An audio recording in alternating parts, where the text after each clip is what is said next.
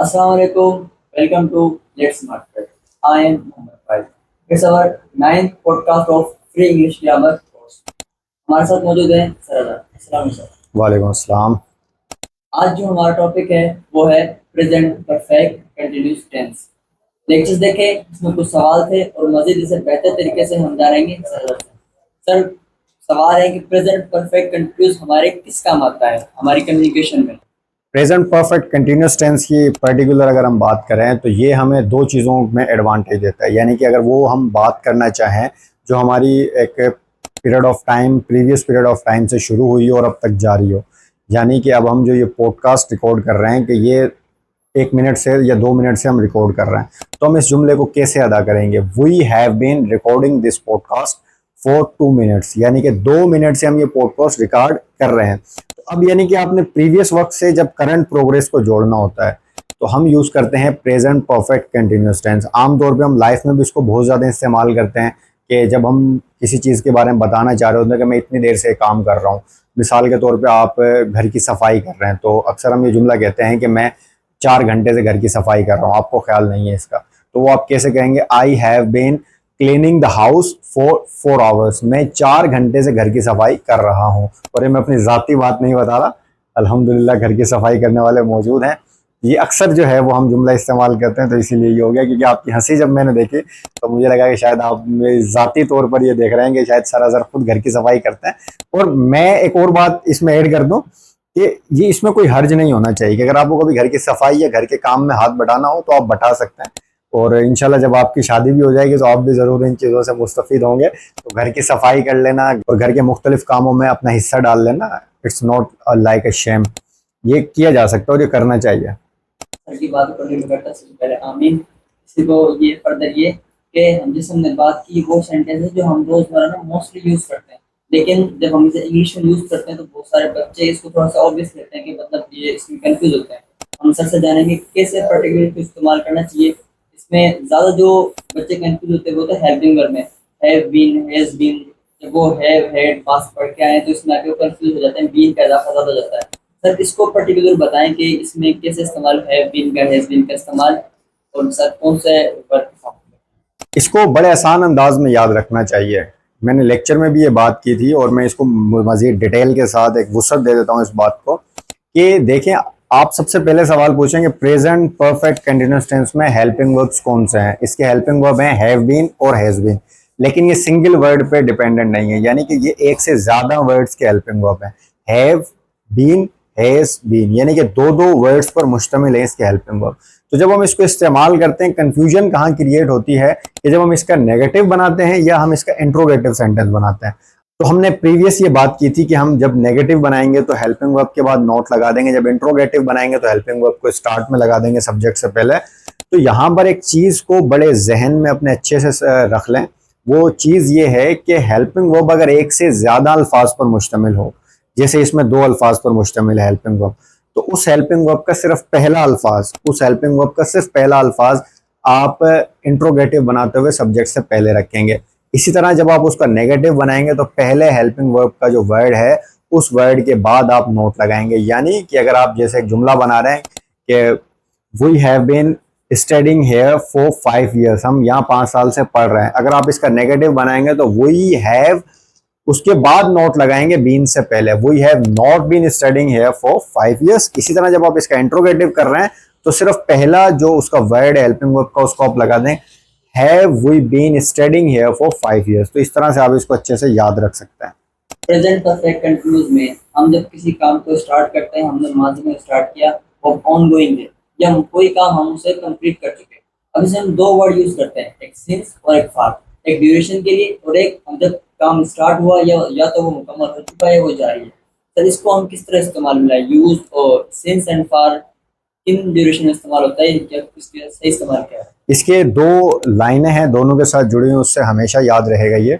Since use होता है particular time के साथ, यानी कि since Monday, since 9 o'clock, since 2006, since 19th century, यानी कि जब आप एक स्पेसिफिक टाइम की बात कर रहे हैं, चाहे वो एक डे है, डेट है, या कोई सेंचुरी है, कोई सीजन है, जब स्पेसिफिक टाइम की बात हो रही हो اور 4 آپ استعمال کریں گے ڈیوریشن آف ٹائم کے ساتھ، یعنی کہ یہ کام کب سے جاری ہے، آپ اس کو یہ نہیں بتانے کس وقت سے جاری ہے، مطلب کتنے عرصے سے جاری ہے. یعنی کہ we have been recording this pod cost four 10 minutes, 10 minute سے ہم یہ پوڈ کاسٹ ریکارڈ کر رہے ہیں. کون سے 10 منٹ ہیں اس کے بارے میں ہم بات نہیں کر رہے، لیکن اگر میں اسپیسیفک ٹائم کی بات کروں گا لاسٹ 10 منٹس، تب میں کیا یوز کروں گا، we have been recording this pod cost since last 10 minutes. جیسے ہی آپ سنس لگائیں گے تو اس کا مطلب ہے کہ وہ آپ کو اسپیسیفک ٹائم سے جوڑے گا، اور 4 آپ استعمال کرتے ہیں ڈیوریشن آف ٹائم کو استعمال کرنے کے لیے. انہوں نے بڑے بہترین طریقے سے سمجھایا کہ سنس ہم کب استعمال کریں جب ہمارے پاس ایک پرٹیکولر ٹائم موجود ہوگا، اور فور جو ہم یوز کریں گے جب ہمارا پرٹیکولر ٹائم موجود نہیں ہوگا.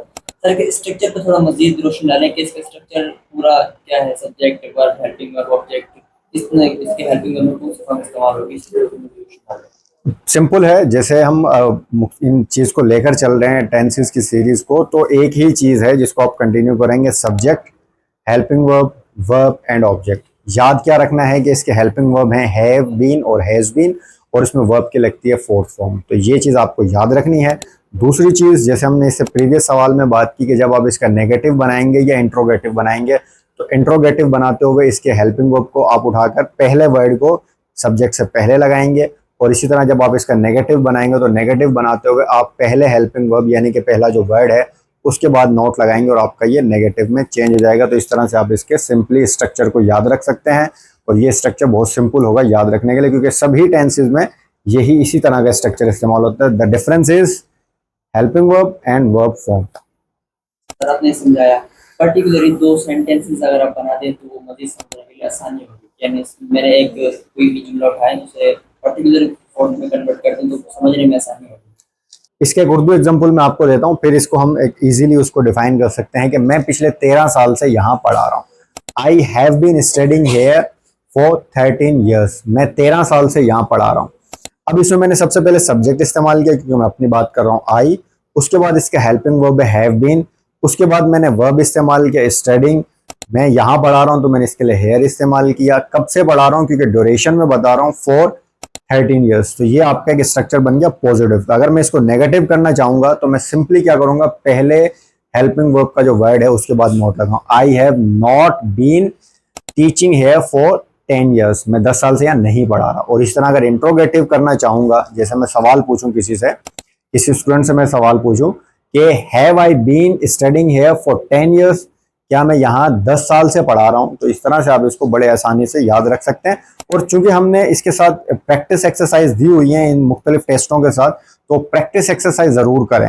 اس کی 2 جگہوں پر آپ کو واٹس ایپ گروپ پر بھی ہم نے دی ہوئی ہیں، اور اس کے ساتھ ساتھ ہمارے لیٹ اسمارٹ پریپ کے جو ہمارے پاس یوٹیوب چینلز ہیں یا ہمارا جو فیس بک پیج ہے اس پہ اس کی ایک پوری ایکسرسائز ہوتی ہے جہاں پر آپ اس کو چینج کریں گے. اور یہ کرنا بہت ضروری ہے تاکہ انہیں اس کی پریکٹس ہو، یعنی کہ ریئل لائف میں اس کو استعمال کر سکیں. اور جتنی زیادہ پریکٹس ہوگی اتنی زیادہ اچھی گریپ آئے گی ٹینسز کے ٹاپک پہ. سر نے بڑے بہترین طریقے سے ایگزامپل طریقے سے سمجھایا اور اسٹرکچر بتایا کہ ہم اس کو استعمال کرتے ہیں.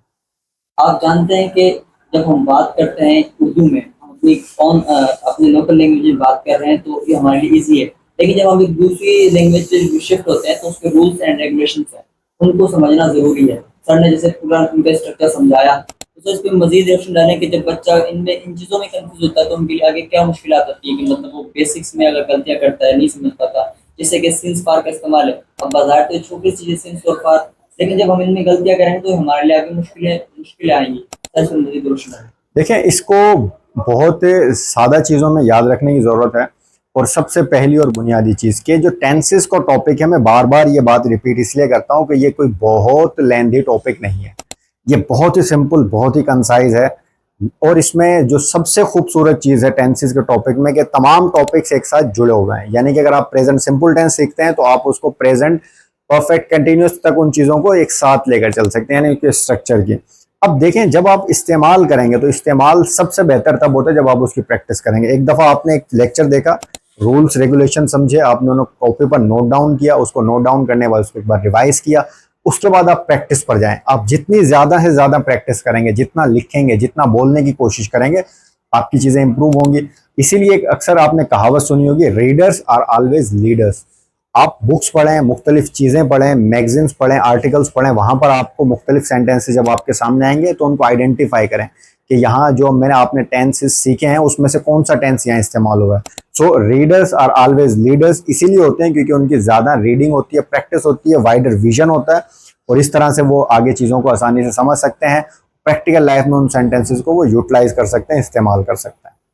سر نے پورا لیکچر بتایا اور اس کے متعلق ہمیں اچھی ٹپس دی. اب امید کرتا ہوں کہ آپ اسے غور سے دیکھیں گے, سمجھیں گے, اور جو سوال آپ کا وہ آپ پوچھ سکتے ہیں. ملتے ہیں کل تب تک کے لیے شکریہ.